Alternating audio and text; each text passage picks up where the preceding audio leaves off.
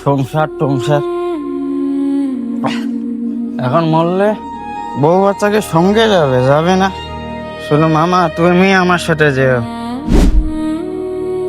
রোজ মদ খাবো, বাড়ি গিয়ে বউয়ের সাথে একটু মাতামাতি করবো, খাবো, ঘুমাবো, আমার কোনো কাজ নাই।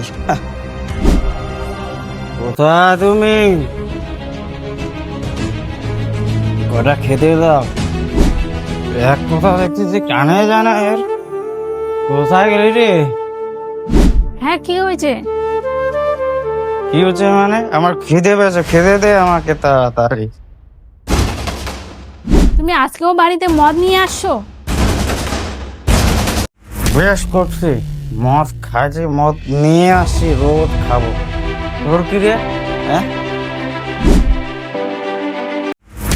তুই আমাকে খেতে দিবি না রে? হ্যাঁ, আমাকে খেতে দে বলছি তাড়াতাড়ি।